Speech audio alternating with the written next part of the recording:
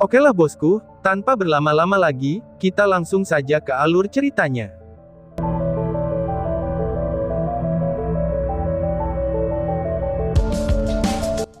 Kemunculan tiba-tiba Lin Xin dan sihir yang hampir seketika, itu membuat Dewa Iblis Tombak Ular melompat ketakutan juga. Namun, sebagai Dewa Iblis yang menempati peringkat ke-15, dia sangat percaya diri dengan kekuatannya sendiri.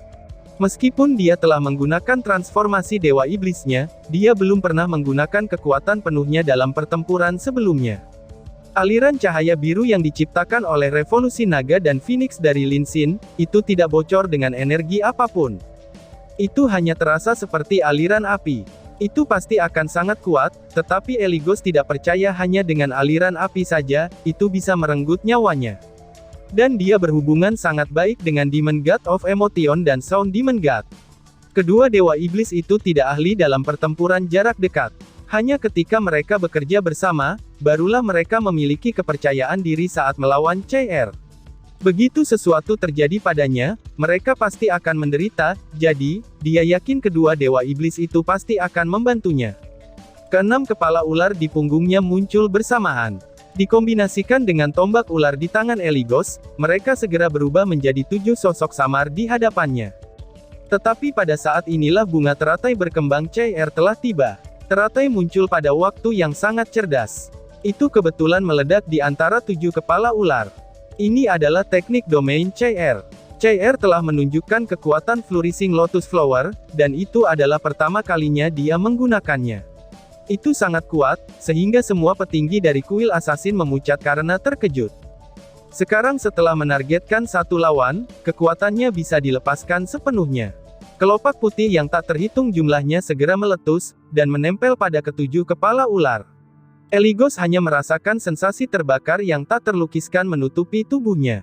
Saat dia melolong, ketujuh kepala ular itu langsung meledak. Bola darah merah keunguan segera mengembang sebagai lingkaran cahaya dengan warna yang sama, dalam upaya untuk memurnikan kekuatan pemurnian teratai. Tetapi pada saat itulah serangan Lin Xin tiba. Citri dan Belet memang ingin membantu Eligos, tetapi mereka tidak mampu melakukannya. Arai yang terbentuk dari 12 penjaga suci itu, telah membuat kecepatan pemurnian aura kematian di udara meningkat secara drastis. Sabit Dewa Kematian segera menggunakan seni ke-6 Dewa Kematiannya, yaitu kematian dalam perjalanan. Deat in Journey adalah perpaduan dari 5 seni pertama. Sekarang itu telah digunakan dengan kekuatan penuh CR, itu sangat cepat dan menakutkan, bahkan Dewa Iblis Kematian Saminaga di masa lalu, itu harus menghindarinya. Citri dan Belet bahkan tidak sempat menggunakan transformasi Dewa Iblisnya. Mereka hanya bisa memblokirnya dengan semua kemampuan yang mereka miliki. Kehidupan mereka sendiri akan selalu lebih penting daripada kehidupan orang lain. Mereka tidak dalam kondisi untuk peduli dengan Eligos. Mereka tidak pernah berpikir bahwa, kekuatan penuh CR akan sangat menakutkan. Penguncian informasi Agares mempengaruhi medan perang sekali lagi. Mereka tidak tahu bahwa Saminaga telah mati di tangan CR, atau mengapa mereka menahan transformasi Dewa Iblis mereka sepanjang waktu. Dan tiba-tiba saja, 2 raungan naga dan teriakan Phoenix meletus pada saat bersamaan. Hanya ketika Eligos pertama kali dihantam oleh aliran biru yang besar, dia menyadari betapa salah langkahnya dia. Serangan itu begitu mengerikan, hingga benar-benar melampaui pemahamannya tentang energi api.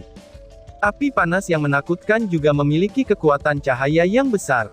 Kekuatan ledakan dari serangan itu begitu mengerikan, dan bahkan jika dia dalam kondisi puncaknya, dia tidak akan mampu menghentikannya, apalagi sekarang ketika dia diserang oleh Flourishing Lotus Flower. Di bawah pembakaran yang intens ini, 6 kepala ular Eligos pada dasarnya meledak pada saat yang bersamaan. Darah merah keunguan yang kental berusaha membentuk penghalang pelindung untuk menjaga hidupnya agar tetap utuh. Namun sayangnya, dia terlambat menyadarinya. Jika dia menggunakan teknik runtuh iblis untuk memotong kerugian sedetik lebih awal, dia mungkin masih memiliki kesempatan untuk melindungi hidupnya. Namun, ketika dia benar-benar terkena serangan itu, dia tidak bisa menggunakan kekuatan pilar Dewa Iblisnya lagi. Sesaat setelah 6 kepala ularnya dihancurkan, darah ular busuk segera lenyap di bawah pemurnian hati api dan pujian yang agung, sementara Eligos benar-benar ditelan dan segera diuapkan. Bahkan mahkota Dewa Iblisnya telah kehilangan kemampuannya untuk melarikan diri dalam api biru yang menakutkan, dan berakhir di tangan Lin Xin dengan kembalinya Phoenix Api.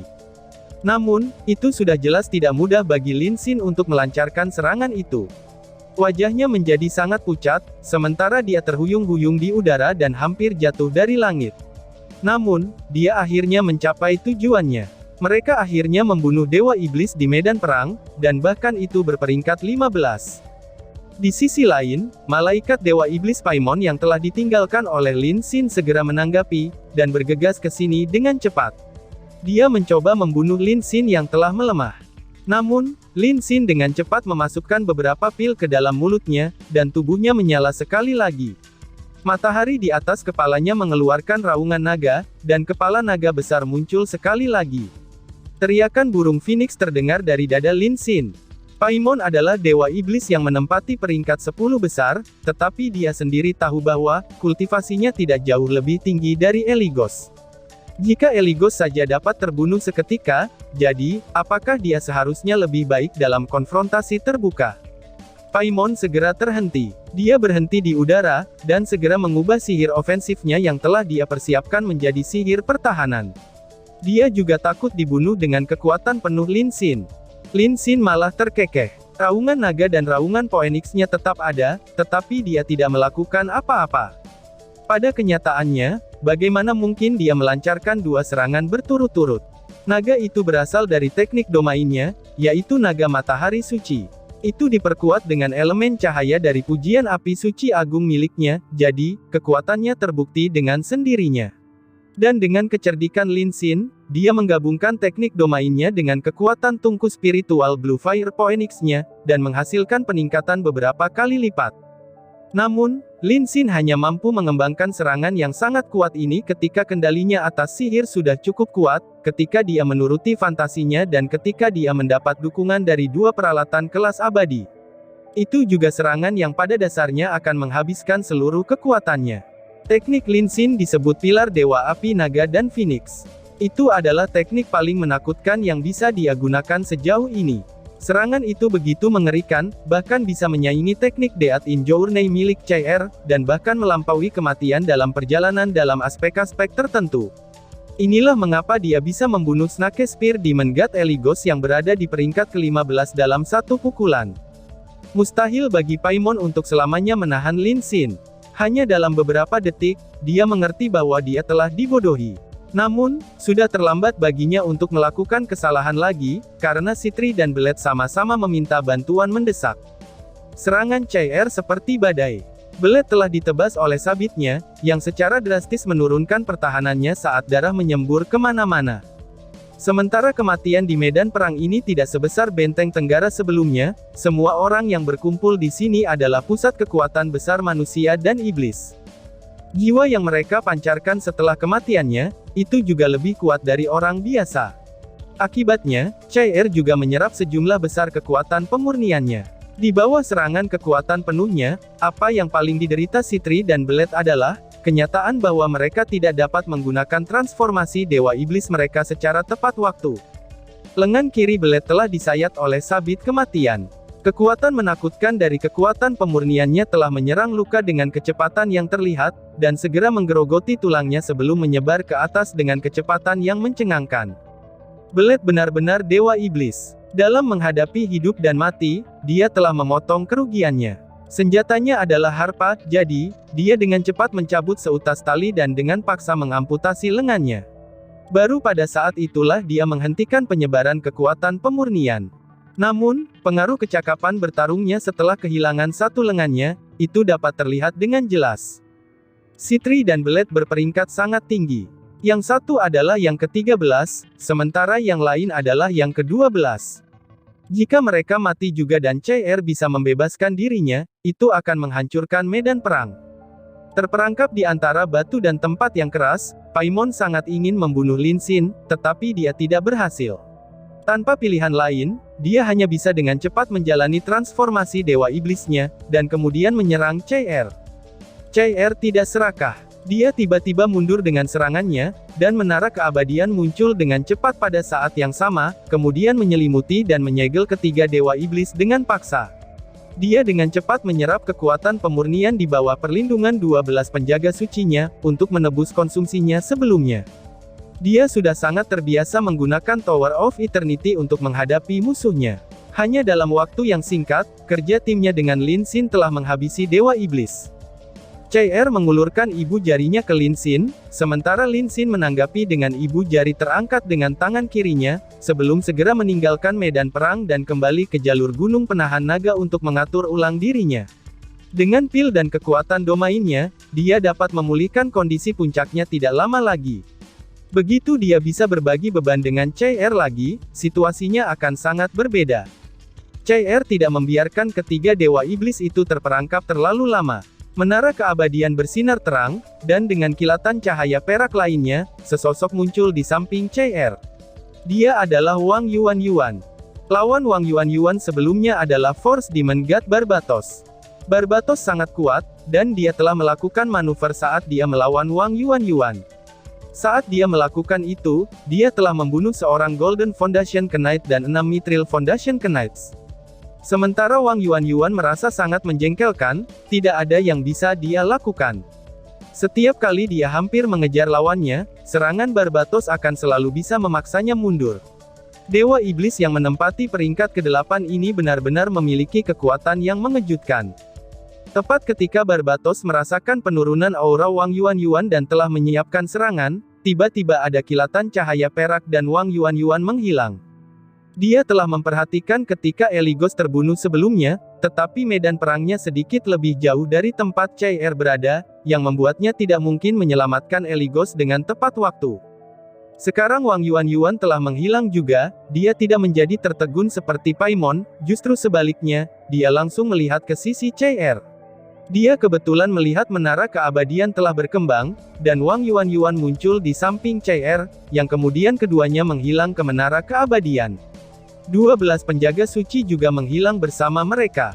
Keajaiban Tower of Eternity tidak hanya sebatas menyerang dan menyegel. Dewa Iblis juga tidak dapat mengakses pilar Dewa Iblis mereka, ketika mereka berada di dalam menara keabadian.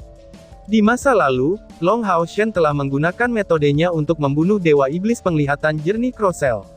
Sekarang, CR telah mencapainya dengan lebih akrab. Ketika Barbatos melihat Wang Yuan dan CR menghilang bersama, dia langsung merasakan bahwa itu adalah hal yang buruk.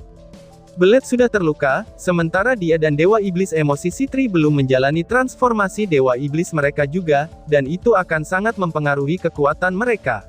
Sementara Angel Demon God Paimon memiliki kultivasi yang sangat kuat, peringkat ke-9 di antara Dewa Iblis, dia mirip dengan Sitri dan Belet karena dia ahli dalam sihir dan bukan pertempuran jarak dekat. Di sisi lain, CR dan Wang Yuan sama-sama merupakan pusat kekuatan besar yang bertempur dengan jarak dekat. Secara khusus, CR secepat kilat dan mereka juga berada di wilayahnya. Ditambah dengan dukungan dari 12 penjaga suci, sudah terbukti apa yang akan terjadi pada 3 Dewa Iblis yang terperangkap. Jika CR berhasil dan membunuh Dewa Iblis ke-9, ke-12 dan ke-13, itu akan mempengaruhi seluruh medan perang. Hanya ada 20 Dewa Iblis yang hadir secara total, dan mereka akan membunuh 4 dari mereka yang berperingkat lebih tinggi. Barbatos mengerti, bahwa dia tidak bisa lagi menahan diri. Dia adalah pelayan kerajaan Kaisar Dewa Iblis, jadi, kehendak Kaisar Dewa Iblis selalu menjadi perintahnya. Pada saat ini, dia tidak menyerang orang lain. Sebaliknya, dia dengan cepat terbang lebih tinggi untuk menjalani transformasi Dewa Iblisnya. Sosok cahaya besar muncul di belakang Barbatos. Itu adalah singa yang sangat besar, tetapi singa itu memiliki total 3 kepala. Bagian tengahnya adalah kepala singa, kepala di sebelah kiri milik seekor macan kumbang, sedangkan yang di sebelah kanannya adalah kepala harimau. 3 kepala meraung pada saat yang sama, dan Force Demon God Barbatos menyatu menjadi sosok besar. Cahayanya mereda, dan dia mengenakan baju besi yang luar biasa. Armor itu bersinar dengan kilau emas gelap. Bagian yang paling mencolok dari baju Zira itu adalah kepala macan kumbang, kepala singa, dan kepala macan. Barbatos perlahan-lahan menarik busur di tangannya. Kekuatannya yang menakutkan segera meningkat, hingga batasnya saat 3 kepala di dadanya berubah menjadi 3 anak panah yang panjang, semuanya bersinar dengan cahaya keemasan yang pekat. Sasarannya adalah menara keabadian. Pada saat itulah tiba-tiba ada suara peluit di udara. Hati Barbatos bergetar secara naluriah, tetapi dia tidak bisa berhenti pada saat itu, atau semuanya akan sia-sia. Barbatos meraung marah. Sosok dari sebelumnya muncul sekali lagi. Pada saat yang sama, tubuhnya dengan paksa bergeser ke jarak lebih dari 300 meter, dan pilar Dewa Iblisnya di kejauhan mengeluarkan gemuruh yang berat. Seberkas cahaya 7 warna segera ditembakkan, dan itu merindukan Barbatos. Serangan itu datang dari Ye Sanmi yang juga memegang busur. Pada saat yang sama, Barbatos melepaskan jarinya, dan 3 panah emas gelap ditembakkan ke arah Tower of Eternity. Ketiga anak panah itu menyihir kepala macan kumbang, kepala singa, dan kepala harimau saat mereka melayang di udara. Ketika mereka mendarat di Tower of Eternity, kepala-kepala itu telah tumbuh selebar 10 meter. Dengan 3 dentuman berat, Tower of Eternity terlempar dengan paksa ke udara. Karena bersinar dengan cahaya putih, serangkaian retakan besar benar-benar muncul di satu sisi. Meskipun retakan sembuh dengan sendirinya dengan cepat, ada cahaya keemasan gelap di retakan yang mencegahnya menutup juga. Barbatos menarik busurnya sekali lagi. Dengan sekejap, Chai Er, Wang Yuan, dan 3 dewa iblis muncul di luar pada saat bersamaan. Barbatos berhasil menyelamatkan mereka tepat waktu. Chai Er dan Wang Yuan digabungkan dengan 12 penjaga suci, dan pasti memiliki keunggulan atas Dewa Iblis Emosi dan Dewa Iblis Suara yang belum menjalani transformasi Dewa Iblis mereka. Namun, waktu tidak mengizinkan mereka untuk membunuh ketiga Dewa Iblis itu. Menara Keabadian sedang menghadapi keadaan darurat. Tower of Eternity adalah satu-satunya yang ditinggalkan oleh Holy Necromancer Slumbering Calamity Elux untuk Chai Er. Tentu saja, dia tidak akan membiarkannya dihancurkan. Selain itu, Menara Keabadian berisi 12 penjaga suci. Jika itu benar-benar dihancurkan, ke-12 penjaga suci semuanya akan binasa juga. Tanpa pilihan lain, Chai Er hanya bisa mengangkut semua orang keluar. Sitri dan Belet tidak berani membuang-buang waktu sama sekali. Mereka segera menyelesaikan transformasi Dewa Iblis mereka, dan juga mengatur napas. Mereka melancarkan serangan ke Chai Er secara bersamaan di bawah pimpinan Paimon. Wang Yuan dan Chai Er saling memandang. Dengan sekejap, Wang Yuan menerjang ke arah Barbatos sekali lagi. Cahaya merah darah di matanya menjadi sangat pekat. Dari 2 taktik pertempurannya, 1 berhasil, sementara yang lain gagal. Namun, mereka berhasil membunuh Dewa Iblis. Setelah istirahat sejenak, Lin Xin juga melangkah ke medan perang sekali lagi. Dia langsung muncul di belakang Wang Yuan, dan kemudian membentuk kombinasi optimal dari seorang pejuang dan penyihir. Mereka bertarung melawan Barbatos bersama-sama. Ketika secercah harapan yang cerah mengambil tindakan, pahlawan abadi dan pusat kekuatan besar dari berbagai kuil semuanya meletus dengan kekuatan penuh mereka. Pilar Dewa Iblis milik Kaisar Dewa Iblis tiba-tiba menghilang. Siapapun dapat menebaknya bahwa, Kaisar Dewa Iblis telah menggunakan transformasi Dewa Iblisnya dan meminjam kekuatan pilar Dewa Iblisnya untuk menangkis serangan Long Hao Shen, jadi, mereka dengan jelas membengkak dengan percaya diri, sementara kekuatan Iblis sangat terpengaruh. Situasi seimbang menjadi jauh lebih intens, dengan ledakan kekuatan dari pusat kekuatan besar dari Temple Union.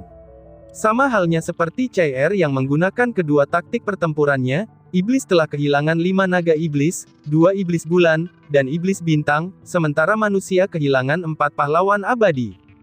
Pahlawan abadi tidak hanya memainkan peran yang menentukan di medan perang ini, mereka juga telah memimpin pusat kekuatan manusia kapanpun mereka menyerang. Pahlawan abadi akan selalu bisa membebaskan diri, setiap kali pusat kekuatan lain dari persatuan kuil berada dalam bahaya. Mereka bahkan akan memadamkan api jiwa mereka sebagai konsekuensi untuk memblokir serangan musuh mereka. Namun, mereka tidak akan mati dengan sia-sia.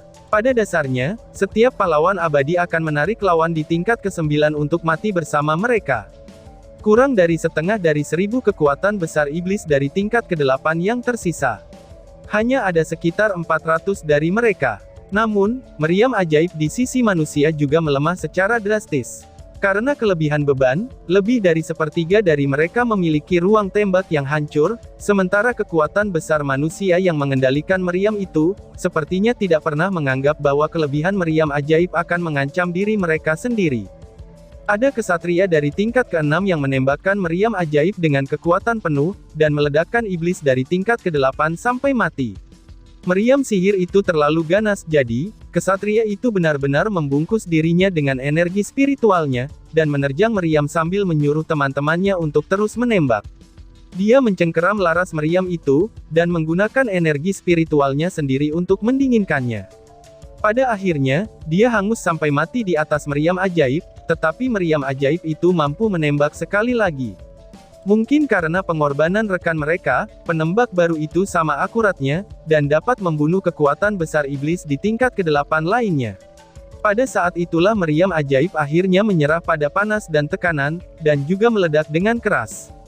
Saat lubang besar tercipta di dinding tebal jalur gunung penahan naga, total 6 kesatria pemberani telah tewas juga, termasuk penembak dan orang-orang yang akan menggantikannya.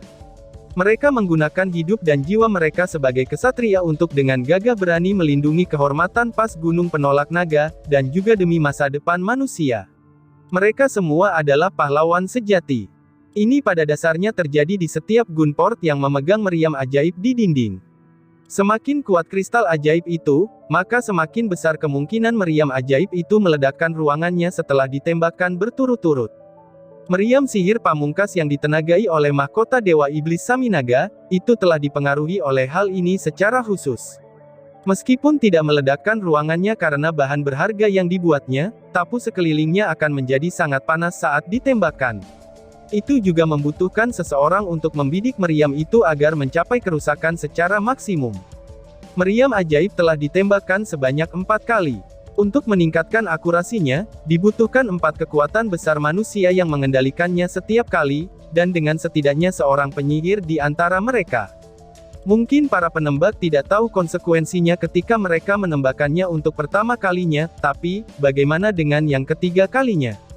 Sebelum penembak putaran kedua mendekati meriam ajaib ini, mereka melepas pakaian mereka dengan tenang, lalu menggigit ibu jari mereka dan menulis beberapa kata pada mereka, sebelum menyerahkannya kepada saudara mereka di bawah untuk diberikan kepada keluarga mereka. Surat-surat mereka yang ditulis dengan darah yang sangat sederhana. Penembak utama itu menulis, "Istriku tersayang, beritahu putra kami bahwa, ayahnya menembakkan meriam dan berbuat baik untuk kemanusiaan." Penyihir itu menulis, "Sumbangkan semua asetku ke kuil penyihir." Kedua penembak sekunder itu menulis, "Aku mencintaimu, putriku tersayang, anakku, ayahmu adalah seorang pahlawan." Setelah meninggalkan surat-surat ini, mereka berempat mulai menembakkan meriam tanpa ragu-ragu. Meriam ajaib meledak sekali lagi dan membunuh naga iblis, sementara 4 pahlawan dikorbankan dalam proses itu juga. Kematian mereka tidak berbeda dengan pahlawan abadi, dan pusat kekuatan besar dari tingkat ke-9 yang gugur dalam pertempuran ini. Gagasan tentang kekuatan tidak ada di antara para pahlawan. Mereka tahu itu akan mengorbankan nyawa mereka, namun mereka tetap melanjutkan tanpa ragu-ragu. Setiap pusat kekuatan besar dari Temple Union telah menggunakan darah dan bagian terakhir energi mereka, itu hanya untuk berjuang demi kelangsungan hidup umat manusia. Kematian mereka terasa seberat gunung. Setelah pertempuran yang akan menentukan kelangsungan hidup manusia ini, pertempuran jalur gunung penahan naga akan melebihi kepentingan pertempuran benteng Tenggara dan jalur gunung Myriad Beast, dan itu akan diganti namanya menjadi jalur gunung para pahlawan. Pada saat yang sama, ketiga benteng itu semuanya akan mendirikan plakat pahlawan, dan menyanyikan pujian untuk para pahlawan yang telah mempersembahkan hidup mereka yang berharga untuk masa depan umat manusia. Mendesis. Suara yang menusuk telinga terdengar dari sudut medan perang, dan sesosok besar tiba-tiba berputar di udara sebelum bertabrakan dengan tanah di bawahnya. Sosok hijau tua mengejar seperti hantu. Karena bergerak terlalu cepat, dia tampak benar-benar buram. Namun, ketika dia jatuh ke bawah, serangkaian retakan muncul di belakangnya. Sosok yang jatuh di udara kebetulan adalah Simasian, sedangkan yang mengejarnya adalah Dewa Iblis ke-10, yaitu Lightning Demon God Buer. Dan tiba-tiba saja bersambung. Sekian dan terima kasih banyak.